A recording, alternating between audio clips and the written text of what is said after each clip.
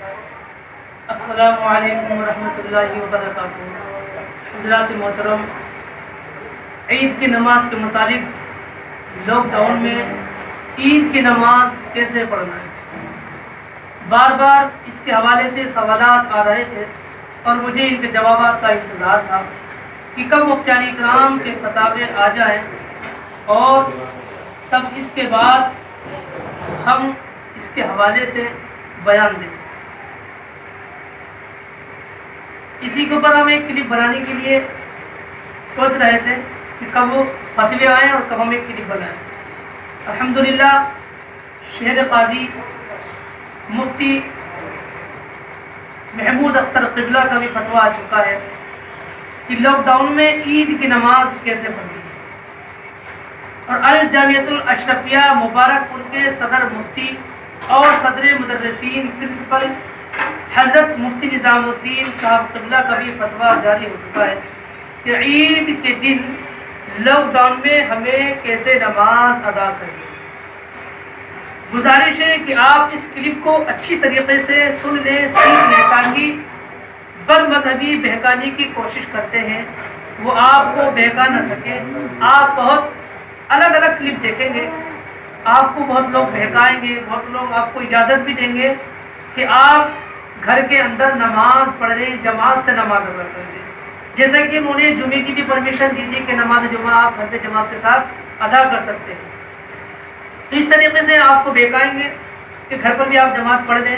اسی طرح وہ عید کے لیے بھی یہی حکم دیں گے کہ آپ نماز عید کی بھی گھر پر جماعت کے ساتھ ادا کریں۔ تو اسی لیے ہمیں سمجھنا بہت ضروری ہے، ہمیں اس بات کو سمجھنا ہے۔ پہلے تو آپ یہ سمجھ لیں کہ عید کے لیے بھی وہی شرط ہے جو نماز جمعہ کی ہے، سوائے خطبے کے۔ جمعہ کے خطبہ جو شرط ہے، لیکن عید کی نماز کے لیے خطبہ شرط نہیں ہے۔ یہ ایک فرق ہے۔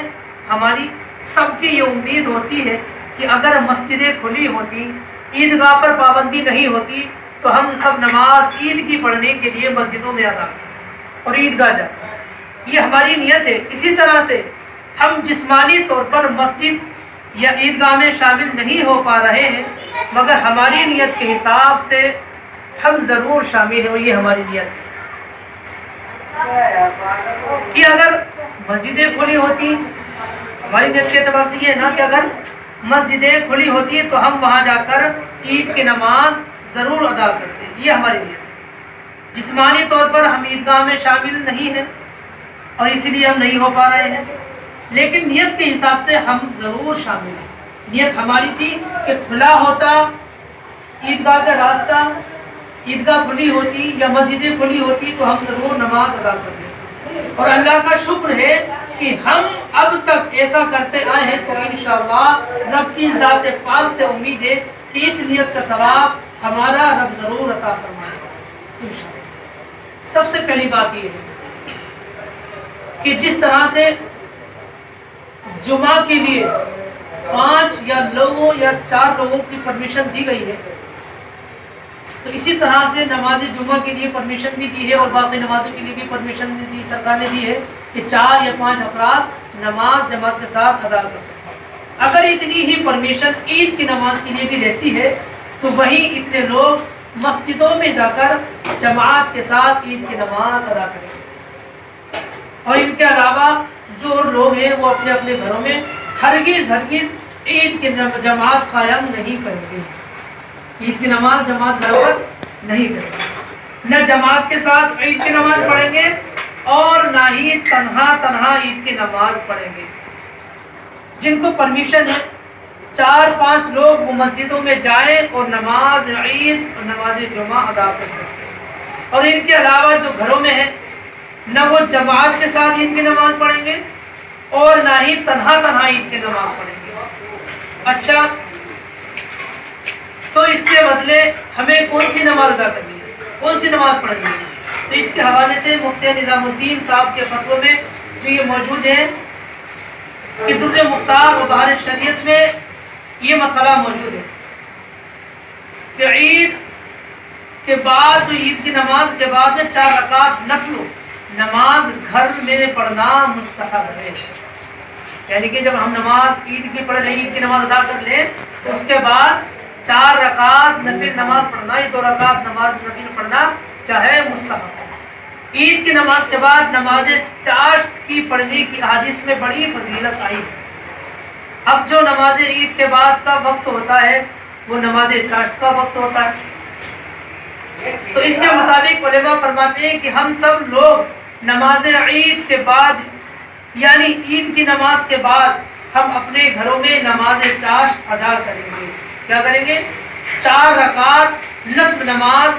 چاشت خود بھی پڑھیں گے اور اپنے گھر والوں کو بھی پڑھوائیں گے انشاءاللہ۔ اور اگر گھر میں کوئی جماعت کے لیے ہم میں سے بہتر ہو یا کوئی حافظ ہو تو وہ جماعت ادا کرا سکتا ہے، یعنی کہ 4 رکعت جب نماز ادا کریں گے تو وہ جماعت سے آپ نماز ادا کر سکتے ہیں، لیکن بہتر یہ ہے کہ تنہا نماز پڑھیں۔ شریعت میں جو حکم ہے تنہا نماز پڑھنے کا زیادہ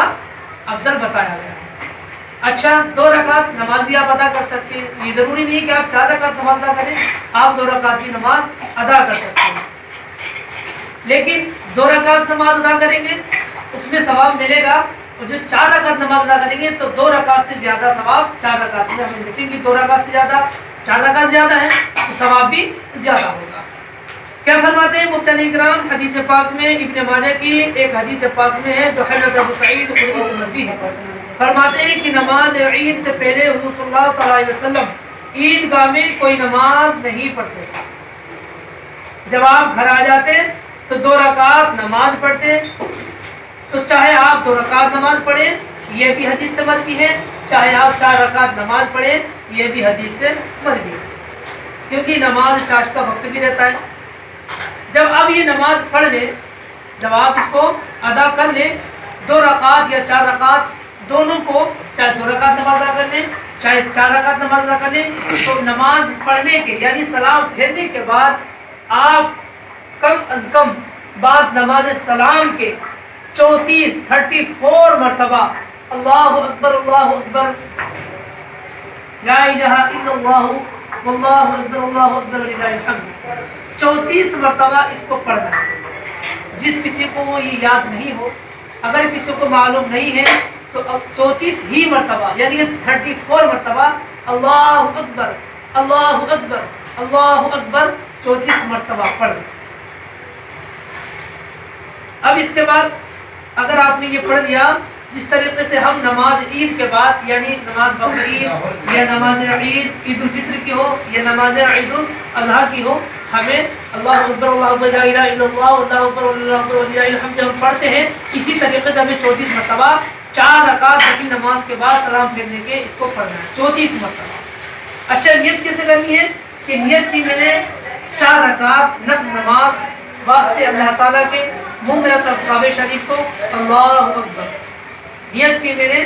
2 رکعت کی جیسی بنی ہے، نیت کی میں نے 2 رکعت نماز نفل چاشت کی واسطہ اللہ تعالیٰ کے منہ میں کعبہ شریف کو اللہ اکبر۔ انشاءاللہ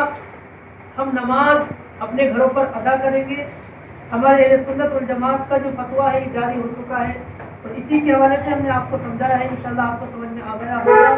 تو انشاءاللہ ہم اس پر عمل کریں گے، ضرور عمل کریں گے، اور اسی طرح ہم نماز عید کی نماز بھی ادا کریں گے، اور اسی طرح ہم عید کی نماز بھی ادا کریں گے۔